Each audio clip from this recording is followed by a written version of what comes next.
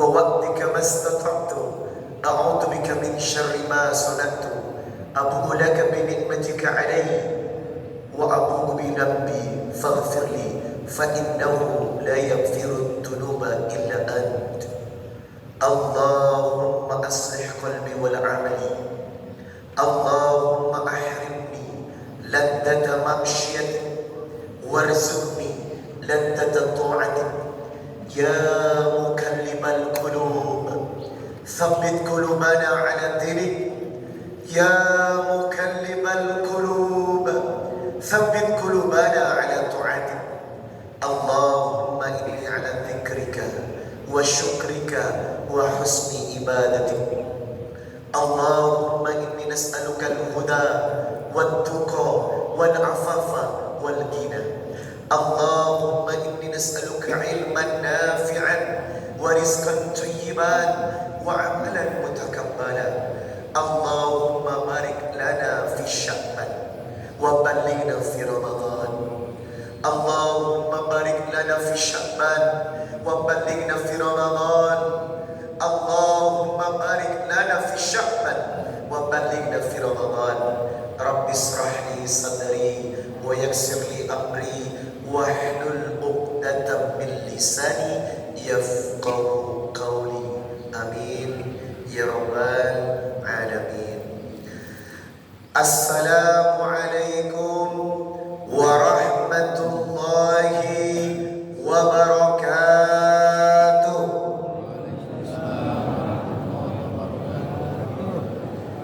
إن الحمد لله نحمده ونستعينه ونستغفره ونعوذ بالله تعالى من شرور أنفسنا ومن سيئات أعمالنا. من يهده الله فلا مضل له ومن يضلل فلا هادي له. أشهد أن لا إله إلا الله وحده لا شريك له وأشهد أن محمدا عبده ورسوله لا نبي بعده. قال الله تعالى في كتابه الكريم: يا أيها الذين آمنوا اتقوا الله حق تقاته ولا تموتن إلا وأنتم مسلمون. يا أيها الناس اتقوا ربكم الذي خلقكم من نفس واحدة وخلق منها زوجها وبث منهما رجالا كثيرا ونساء واتقوا الله الذي تساءلون به والأرحام إن الله كان عليكم رقيبا. يا أيها الذين آمنوا اتقوا الله وقولوا قولا سديدا يصلح لكم أعمالكم ويغفر لكم ذنوبكم ومن يطع الله ورسوله فقد فاز فوزا عظيما. أما بعد فإن أصدق الحديث كتاب الله وخير الهدي هدي محمد صلى الله عليه وسلم وشر الأمور محدثاتها وكل محدثة بدعة وكل بدعة ضلالة وكل ضلالة في النار. اللهم صل وسلم على نبي محمد وعلى آله وصحبه ومن تبعهم بإحسان إلى يوم القيامة. Syukran lillah. Segala syukur Riza Muhammad panjatkan kepada Allah sebab solah di pagi yang berkah ini, di tempat yang mubarak ini, di Masjid As-Sultan, Riza Muhammad dipertemukan dengan hamba-hamba Allah calon penghuni syurga. Semoga yang hadir Allah berkahkan rumah tangganya. Semoga yang hadir Allah limpahkan keberkahan dalam rizkinya. Semoga yang hadir Allah kuatkan iman dan takwanya menuju istiqamah. Amin ya rabbal alamin. Yang saya hormati, yang kita cintai Bapak Bupati Kabupaten Sarolangun, Bapak Dr. Andis Haji Cendra, Masya Allah, usia 64 berasa 46. Semangatnya, dedikasinya, karyanya membuat saya harus bersyukur kepada Allah memiliki pimpinan daerah seperti beliau. Harusnya beliau ini diviralkan, Pak, untuk menjadi pilot project model pemimpin daerah yang yang harus maju ke tingkat nasional. Tadi sempat ada bisik-bisik tetangga sama beliau, kalau sudah kepala daerah menggerakkan semua regulasi aturan menuju jalan Allah, maka semua akan dimudahkan. Contohnya adalah negara sebelah Turki, dari tangan seorang Erdogan menjadikan Turki yang awalnya sekuler kembali menjadi negeri yang syar'i dan kembali menjalankan ketaatan kepada Allah dengan mutlak 100% negerinya. Dan kita berharap semoga presiden kita pun nanti seperti itu, hingga negeri Indonesia menjadi baldatun thayyibatun wa rabbun ghafur. Yang kedua yang kita cintai, Bapak Wakil Bupati Kabupaten Sarawak, Bapak Hilalatil Bagri, syukran jazakallah selalu mendampingi Bapak Bupati dalam program Subuh Keliling yang ini merupakan titik 357 atau 67, Masya Allah. Selamat dicetuskan pada tahun 2017 oleh almarhum Ustaz Arifin Ilham dan istiqamah sampai detik ini. Inilah sebuah perjuangan yang insya Allah akan mendatangkan keberkahan Allah, keridhaan Allah atas sebuah negeri. Semoga Sarawak senantiasa la fatahna alaihim barakatin minas sama'i wal ard, menjadi negeri yang senantiasa dilimpahkan berkah dari langit dan bumi, serta dijauhkan dari balak dan bencana, hingga negeri ini selalu damai dan bahagia. Amin.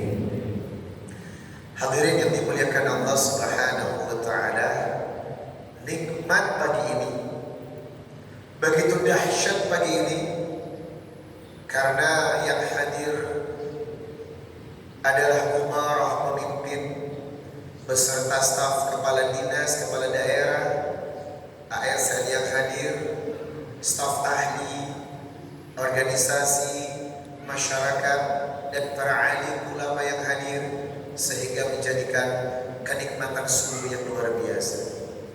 Yang pertama, saya mengucapkan terima kasih kepada Imam Sholat yang sudah mengajarkan kita sebuah hikmah.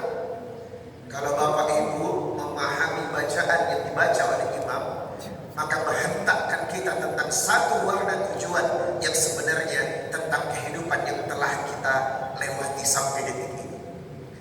Yang pertama, imam di rakaat pertama membaca surat Ali Imran 185. Kullu nafsin dha'iqatul maut wa innama tuwaffawna ujurakum yawmal qiyamah faman zuhziha 'anil nar wa udkhilal faz. Orang yang dimasukkan ke surga beruntungnya luar biasa dan dihindarkan kepada neraka. Wa mal hayatud dunya illa mata'ul ghurur. Dan satu keterangan di mana dunia ini adalah tempat perhiasan yang banyak menipu seseorang kalau kita tidak sadar kalau ternyata tujuan kehidupan ini adalah kematian. Kalimat kullu nafsin dha'iqatul maut menyadarkan kita kalau ternyata dunia ini tempat orang meninggal dan bukan tempat orang tinggal. Sehingga kalimat ini berafiliasi kepada redaksi yang mirip dalam Quran surah Al-Ankabut ayat 57. Kullu nafsin dha'iqatul maut thumma ilaina turja'un. Setiap yang bernafas pasti akan mati, dan sadarkan diri kita semua akan dikembalikan kepada Allah, zat yang memiliki kehidupan. Redaksi ini juga berkorelasi dengan hadis Rasulullah sallallahu alaihi wasallam dalam hadis riwayat Ibnu Majah 4258, aktsuru dzikra hadimil ladati yaknil maut. Perbanyaklah mengingat penghancur kelezatan dunia yakni kematian.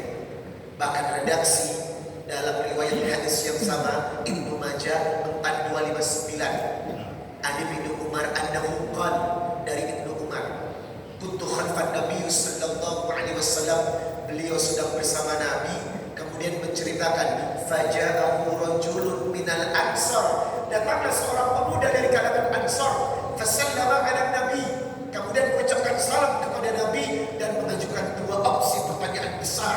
Dan inilah pertanyaan dan pernyataan yang meruntuhkan kehidupan kita sebenarnya. Pertanyaan pertama, ya Rasulullah, ayyul mu'minina afdal?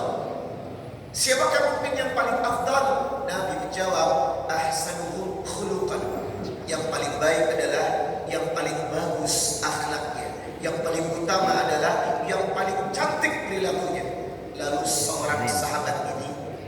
Beliau bertanya lagi, ya Rasulullah, fa'ayyul mu'minina aqyas, siapakah manusia yang paling cerdas? Inilah yang harus kita garis bawahi, Pak. Karena selama ini konotasi cerdas selalu identik dengan intelektualitas, cara berpikir seseorang tentang kecerdasan akil. Padahal menurut versi Nabi, orang yang cerdas adalah aktsaruhum limauti dzikra wa ahsanuhum lima ba'dahu istiqdada ulaikal aqyas. Kecerdasan di hadapan Allah dan Nabi adalah mereka yang banyak mengingat mati dan mempersiapkan bekal terbaik menuju mati. Nah, inilah kenapa ayat dalam Ali Imran 185 tadi dikaitkan dengan pesan mendalam dalam sholat. Seandainya tadi kita paham tentang Ali Imran 185, maka menyadarkan kita tentang tujuan kehidupan sebenarnya. Maka semoga kita sadar dunia bukan tempat tinggal, tetapi dunia adalah tempat orang meninggal. Yang kedua, Imam Sholat tadi membaca surat Al-A'raf ayat 34. Likulli ummatin ajal, fa idza jaa ajaluhum la yastakhiruna as-sa'ah wa la yastaqdimun. Setiap umat ini punya batas. Setiap kehidupan ini ada waktunya. Setiap apa yang Allah tetapkan pasti memiliki sebuah akhir. Maka ketika ajal itu datang, ibu bapak tidak bisa maju dan tidak bisa mundur. Maka sadarkan diri kita, dunia adalah tempat persimpangan sementara untuk banyak menanam amal kebajikan menuju satu fase kehidupan berikutnya, yakni al-maut atau kematian. Terima kasih Imam menyadarkan kita di subuh ini. Kalau ternyata wa mal hayatud dunya illa mata'ul ghurur.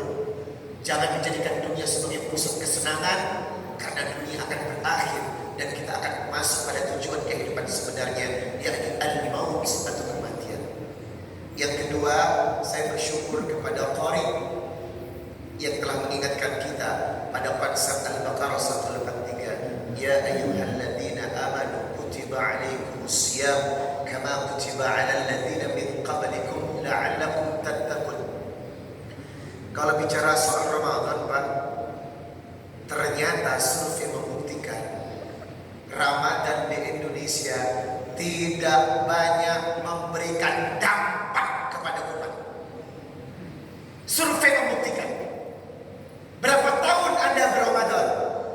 Berapa tahun masjid ini menikmati suasana Ramadan? Pertanyaannya, apakah setelah Ramadan masjid ramai? Survei membuktikan setelah Ramadan masjid kembali sepi. Ini menandakan kondisi umat Islam Indonesia terjebak pada euforia situasional dan kondisional, atau lebih ekstrimnya dengan bahasa iman kurma. Apa itu iman kurma? Anda menyaksikan kurma lebih banyak di bulan Ramadan, betul? Tetapi tengok setelah bulan Ramadan, kurma menjadi barang yang sangat langka. Tetapi bulan Ramadan, semua pasar termasuk toko-toko akan menjajakan kurma, karena dia tahu identik Ramadan, makanan kurma mesti ada. Inilah kondisi keimanan umat Islam di Indonesia. Lebih-lebih subuh, fenomena subuh, fenomena yang sangat menyakitkan hati. Karena apa? Tampak masjid kosong.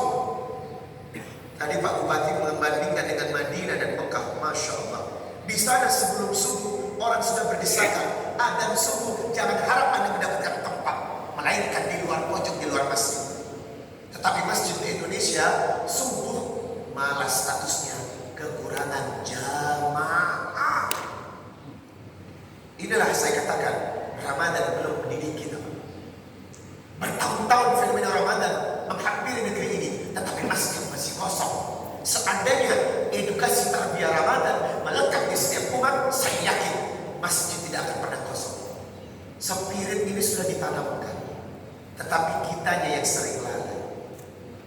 Namun saya bersyukur Bapak Jendra ini punya regulasi surat keputusan bupati yang memberikan kewajiban untuk aparatur negara, pejabat eselon untuk sholat subuh berjamaah seminggu 2 kali, Selasa dan Kamis itu. Kalau tidak datang maka akan ada sanksi. Keren. Itu bagus Pak. Kalau perlu yang tidak subuh pecat. Itu keren. Keren banget itu. Karena apa? Kalau sama Allah sudah berkhianat, kalau sama Allah saja sudah berani berkhianat, apalagi sama Bapak. Kalau sama di atas pemimpinnya Pak Bupati berkhianat, kalau sama sang Khalik saja dia berani berkhianat, apalagi cuma pada seorang bupati. Lebih akan berkhianat. Kalau kepada Allah saja tidak disiplin, apalagi menegakkan aturan pemerintah lebih tidak disiplin. Makanya penyakit-penyakit korupsi, nepotisme, menghalalkan segala cara, menggaruk uang orang sembarangan sering terjadi karena apa? Inkonsistensi dengan ajaran agama yang telah dianut. Banyak orang beragama Pak, banyak. Tapi pertanyaannya, apakah konsisten dengan ayat-ayat yang telah ditebarkan dari Quran dan hadis? Tentunya jawabannya tidak. Makanya saya kagum kalau ada kewajiban, ada sanksi untuk pejabat negara yang tidak sholat subuh. Nah sekarang kenapa subuh? Ada apa dengan subuh? Ini yang harus dipahami. Lucunya lagi Pak, orang Yahudi lebih paham kepada ayat-ayat dan hadis yang berkaitan dengan subuh. Lucunya lagi, orang Yahudi lebih peka kalau ternyata kemajuan umat Islam ditentukan dari subuh. Bukan kalimat ayat dasar sudah dijelaskan dalam Quran surah Al-Isra 78, 79, 80, 81 dan 82. Kenapa kita enggak peka dengan ayat ini? Aqimis shalah liduluki samsi ila ghasaqil laili wa Qur'an al-fajr inna Qur'an al-fajr kana mashhuda. Ayat 79. Wa minal laili fatahajjat bihi nafilatan lak asa an yab'athaka rabbuka maqaman mahmuda. Ayat 80. Wa qur rabbi adkhilni mudkhala sidqi wa akhrijni mukhrij sidqi waj'al li min ladunka sultanan nasira. Sesuai dengan masjid ini, sultanan nasira, orang yang salat subuh berjamaah dan diawali dengan tahajud yang tidak putus, maka demi Allah akan dihadirkan penolong yang berkuasa atas orang kekuasaan yang menolong agama. Makanya gerakan subuh itu penting. Kalau perlu bukan cuma Selasa dan Kamis, bikin aturan regulasi setiap hari. Pejabat negara yang tidak mau sholat subuh setiap hari di Kabupaten Sarawak, maaf, mengundurkan diri. Penting. Pejabat negara yang tidak konsisten dengan aturan Allah, mohon maaf, lebih baik mengundurkan diri. Aturannya adalah kepada Allah saja Anda berkhianat, apalagi kepada pemimpin. Itu rumus Pak. Itu rumus pasti yang tidak akan bisa terhianati. Karena apa? Orang Yahudi lebih peka. Orang Yahudi berkata, umat Islam ini akan hebat kalau sholat subuhnya setara sholat Jumat. Sekarang saya mau tanya, apakah subuh hari ini sama dengan sholat Jumat? Tidak. Yahudi lebih peka terhadap sholat subuh. Lalu kenapa umat Islam yang secara betul-betul identitasnya telah seorang Muslim tidak peka? Coba Pak, kenapa tidak berpikir adzan yang paling beda itu ketika subuh? Betul Ibu? As-salatu khairum minan naum. Apa ia tidak berpikir kenapa adzan subuh itu beda? Pertama, Nabi Isa alaihissalam yang saat ini berada di langit kedua akan diturunkan di Damaskus, Masjid Menara Putih Syria, bersama Imam Mahdi untuk membunuh Dajjal di akhir zaman, dan diturunkan ketika menjelang sholat subuh. Makanya sholat subuh itu luar biasa. Yang kedua, Al-Isra 78 sudah jelas. Aqimis shalah liduluki samsi ila ghasaqil laili wa Qur'an al-fajr inna Qur'an al-fajr kana mashhuda. Tempat pertemuan malaikat dan sholat yang disaksikan Allah dan malaikat terbesar adalah di sholat subuh. Bahkan Nabi berkata dalam satu doanya, Allahumma barik li ummati fi bukuriha. Allahumma barik li ummati fi bukuriha. Ya Rabb, berkahi umatku di subuh hari ketika pagi. Kenapa hadis dan ayat ini tidak merangsang kita? Kenapa masjid-masjid masih sepi ketika waktu subuh? Pantas saja keadaan umat ini tidak berbaik, malah selalu penuh dengan masalah dan musibah. Bahkan musibah seperti hajatan tahunan yang selalu menghampiri berita-berita tentang Indonesia. Hadirin yang berbahagia, ayat ini merenungkan kita bagaimana kita bersikap agar konsisten dan tidak berkhianat kepada apa yang Allah katakan dan Rasulullah sampaikan. Baik, mari kita tengok hadis riwayat Muslim 657. Man shalla subha fa huwa fi dhimmatillah. Siapa yang salat subuh berjamaah, maka ia dalam perlindungan Allah. Kemudian Allah menegaskan dalam lisan Rasulnya, fala yadlakumullah, jangan pernah menyakiti orang yang salat subuh, sebab Allah akan mehukumkan ia fi nari jahannam, di api neraka. Hadis ini menandakan kalau ternyata orang yang salat subuh pasti selalu dalam jaminan yang Allah, lebih-lebih salat subuh berjamaah. Karena apa, Pak? Salat subuh bagi laki-laki sendiri itu munafik. Bapak tahu, salat subuh yang tidak berjamaah bagi seorang laki-laki tabiatnya munafik di hadapan Allah. Walaupun Anda salat tetapi tidak di masjid, Anda munafik. Mari kita tengok hadis riwayat Bukhari 657. Laisa salat athqala 'alal munafiqin. Tidak ada salat yang memberatkan kaum munafik min salatil fajri wal isya, kecuali salat subuh dan isya berjamaah. Walau ya'lamuna ma fihima la atawhuma walau habwa. Seandainya mereka tahu tentang kekuatan dan kedahsyatan, keutamaan subuh dan isya berjamaah, maka mereka akan datang ke masjid walaupun dengan cara merangkak. Bapak tahu merangkak?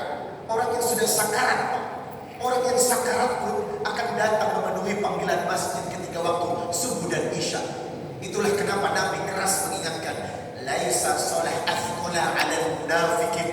Tidak ada salat yang memberatkan orang munafik kecuali subuh dan isya. Berarti bagi kaum laki-laki yang tidak mau datang salat subuh dan isya berjamaah, maka Anda walaupun salat di rumah tidak ada udzur syar'i, Anda tergolong laki-laki munafik tulen 24 karat. Redaksi yang mirip, Pak. Riwayat Muslim cuma lebih pendek. Walau ya'lamuna ma fil atamati wasubihi la adawhuma walau habwa. Seandainya umat Islam laki-laki ini tahu tentang kekuatan subuh dan isya berjamaah, mereka akan datang dengan cara merangkak. Masya Allah. Berarti apa? Tidak ada alasan untuk umat Islam meninggalkan subuh berjamaah. Tidak ada alasan umat Islam untuk meninggalkan isya berjamaah. Faktanya, kenyataannya, masjid kosong. Faktanya, kenyataannya, subuh ditinggalkan. Tega mereka, Pak. Tega mereka kepada Allah. Tega mereka kepada Rasulnya. Perjuangan yang Nabi perjuangkan tentang keutamaan sholat, mereka permainkan.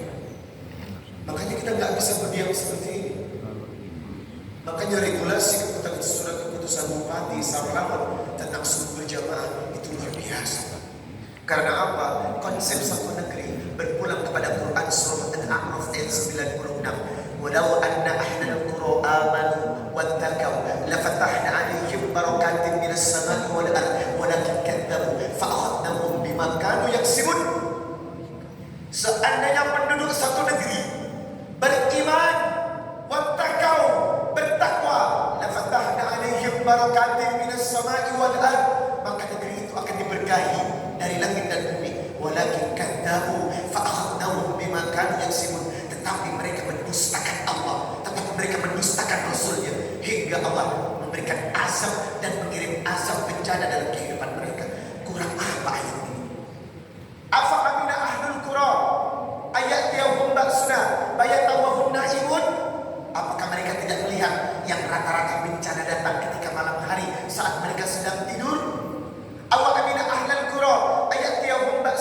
ad-duha wa hum yul'abun?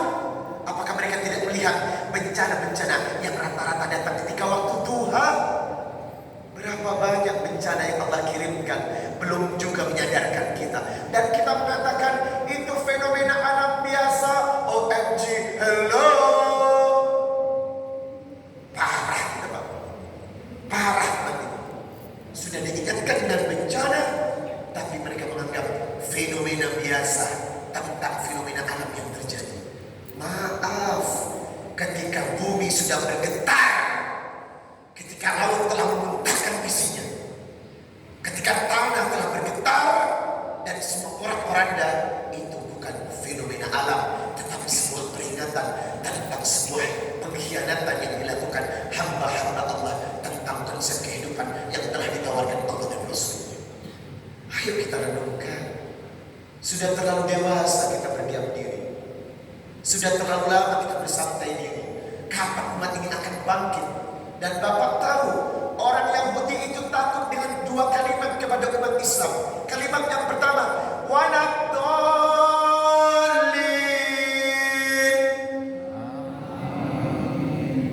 Cuman segini aminnya. Cuman segini. Ya pantas saja Yahudi berani.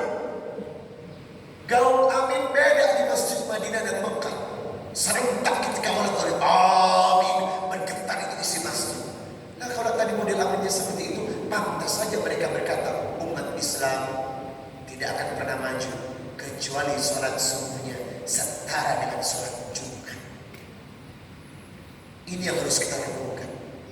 Yang berikutnya hadis riwayat Muslim 634. Nabi berkata, man sholal bardain dakhala al-jannah. Siapa yang mempertahankan sholat al-bardain berjamaah, apa al-bardain? Sholat subuh dan asyar berjamaah, maka orang itu akan diletakkan di surga.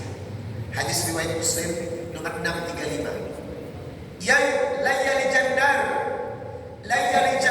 ahadun shalla qabla tulu'i syamsi wa qabla ghurubiha. Tidak akan pernah masuk neraka seseorang yang menjaga sholat berjamaah sebelum terbit matahari dan sebelum terbenam matahari, waktu subuh dan asyar. Bahkan dalam satu riwayat hadis Muslim 656, Nabi mengatakan, man shallal isya fi jama'ah faka'annama qama nisfal lail. Siapa yang sholat isya berjamaah, maka setara dengan mengerjakan ibadah separuh malam. Dan sebaliknya, man shalla subha fi jama'ah faka'annama shalla lail kullah. Ia tercatat mengerjakan ibadah satu malam suntuk di hadapan Allah. Masya Allah. Apa yang membuat umat ini tidak terangsang dengan kekuatan hadis dan Quran? Apa yang membuat umat ini masih santai, tidak memikirkan bagaimana keberkahan satu negeri ditentukan dari subuhnya? Apa yang membuat masjid masih sepi? Apa yang membuat kita berkhianat kepada aturan Allah dan Rasul-Nya? Maka hari ini kita dihadapkan pada satu the big homework dalam bahasa Inggrisnya, the big project yang sangat besar. Bagaimana menciptakan subuh di masjid layaknya sholat Jumat berkumandang. Bagaimana saf-saf ini tidak kosong dari komunitas jamaah. Bagaimana masjid berlomba-lomba memakmurkan dengan kemakmuran yang sempurna. Laksana apa yang dikatakan Allah dan Rasul-Nya dalam Quran dan dalam hadis. Dan hadis yang terakhir, Rasulullah bersabda, man shalla subha fi jamaah. Siapa yang sholat subuh berjamaah, thumma qa'ada, dan Anda tetap berada di tempat duduk Anda, di tempat sujud Anda, hatta tatlu asyam, sampai matahari terbit, fadhkurullah, Anda iringi dengan berzikir kepada Allah dan dengan zikir pagi sampai tiba waktu syuruk, kanat ka'ajri hajjata wa umrah, maka engkau akan tercatat mengerjakan ibadah haji umrah di hadapan Allah. Berarti fenomena sebelum subuh, fenomena subuh, dan fenomena ba'da subuh adalah tiga kekuatan yang akan menghantarkan kepada keridhaan Allah. Dan jangan lupa Pak, sultanan nasiro, pemimpin akan ditolong dengan kekuatan sholat subuh berjamaah. Sultanan nasiro, negeri Anda akan ditolong dengan kekuatan subuh berjamaah. Sultanan nasiro, bangsa Anda akan ditolong dengan kekuatan subuh berjamaah. Jadi 3 waktu yang harus dijaga. Yang pertama adalah wa minal laili fatahajjat bihi nafilatan lak. Apakah Anda tergolong komunitas ahli tahajud yang tidak pernah putus? Karena sholat tahajud terhadap satu doa seperti busur panah yang ketika ditarik busurnya dia menancap tepat pada sasaran yang kita inginkan. Seseorang yang tidak meninggalkan tahajud harapannya akan dikabulkan 100%. Sebaliknya, Anda sedang bermasalah kalau Anda susah bangun tahajud. Tanda-tanda seorang hamba bermasalah dengan Allah, tanda-tanda seorang hamba punya masalah dengan Allah, Anda sulit dibangunkan tahajud. Kalau sudah seorang hamba Allah tahajudnya susah, berarti Anda sedang bermasalah dengan Rabb-Nya. Hati-hati. Karena di takaran Al-Isra 79. Yang kedua, kekuatan sholat subuh yang sudah saya jelaskan tadi. Aqimis shalah liduluki syamsi ila ghasaqil laili wa qur'an al-fajr inna qur'an al-fajr kana masyhuda. Al-Isra 78. Dan yang terakhir, kekuatan ba'da syuruk. Sampai datangnya syuruk, ini menentukan keberkahan umat, keberkahan pribadi, dan keberkahan keluarga. Maka laksanakan dengan hati yang bersih, kerjakan dengan perintah yang konsisten demi Allah. Allah tidak akan mengkhianati atau mengingkari janji-janjinya kepada kita. La fatahna alaihim barakatin minas samai wal ard. Maka negerimu akan diturunkan berkah dari langit dan bumi. Amin ya rabbal alamin. Semoga mulai besok pagi Masjid As-Sultan jamaahnya seperti sholat Jumat. Amin. Bisa? Bisa. Bisa ya? Bisa. Tidak ada yang tidak bisa. Dan insya Allah surat keputusan Bupati Kabupaten Sarawak tahun 2022 akan keluar kembali tentang kewajiban 5 waktu berjamaah di masjid. Amin. Insya Allah Pak ya, semua aparatur negara wajib 5 waktu di masjid. Karena memang berjamaah itu wajib Pak untuk laki-laki. Wajib. Jangan sampai seperti Sulawesi Barat, Mamuju dan Mamasa. Masjid Islamic Centernya semua rata-rata diruntuhkan dengan bencana. Rata. Rumah Allah rata. Saya tanya kepada mereka, kenapa masjidnya rata? Jawaban takbir, masjid besar yang sholat kosong. Sama seperti ketika saya ceramah di Pidijaya, Kabupaten Pidijaya Aceh, yang katanya serambi Mekah, tetapi lucunya gempa melulu letakkan semua munasah, musola dan masjid rata-rata di Pidijaya. Masjid hancur. Setelah saya tanyakan kenapa masjid hancur, masjid berdiri yang sholat kosong. Jangan sampai fenomena ini terjadi di negeri kita, apalagi di Kabupaten Sarawak yang sudah berusaha istiqomah kekuatan subuh berjamaah. Semoga hal ini memberikan kekuatan untuk tetap istiqomah di jalan Allah dan menjaga 5 waktu di masjid. Terakhir dari saya, sab'atu yudilluhumullah fi dhillihi yawma la dhilla illa dhilluh. Hadis riwayat Bukhari 1423 dan Muslim 1301 tentang 7 golongan yang akan mendapatkan naungannya Allah. Yang pertama, al-imamul adil, pemimpin yang adil. Saya melihat bupati kita ini masuk dalam golongan ini. Semoga beliau istiqomah, karena gak mudah menerapkan aturan-aturan Islam dalam roda pemerintahan. Sangat tidak mudah, apalagi banyak godaan-godaan keduniawian. Yang kedua, rajulun qalbuhu mu'allaqun fil masajid, seseorang yang hatinya terpaut kepada masjid. Maka siapa yang rajin ke masjid dan berjamaah berjamaah, maka ia tergolong sab'atu yudhilluhumullah fi dhillihi yawma la dhilla illa dhilluhu. Salah satu 7 naungan yang akan diberikan kepada 7 golongan yang akan diridhoi Allah. Amin ya rabbal alamin. Waktunya sangat kejar-kejaran. Maklumlah ba'da subuh. Namun semoga nanti kita dipertemukan kembali dalam acara tausiah berikutnya. Nanti malam saya di mana? Oh, di pesantren. Kemarin semalam di Masjid Al-Muhajirin, kejar-kejaran dengan batu bara saya Pak. Macetnya luar biasa. Berangkat jam siang sampai ke sini jam 10 malam. Bapak Bupati yang saya hormati, Bapak Wakil Bupati, kemudian segenap pejabat negara yang telah hadir sesuai dengan apa yang disampaikan oleh Ustaz Qadri selaku perwakilan dari komunitas Riau Indonesia Mengaji. Kami punya program yang sangat mulia dan kami mohon dukungan karena rata-rata anak muda yang bergerak.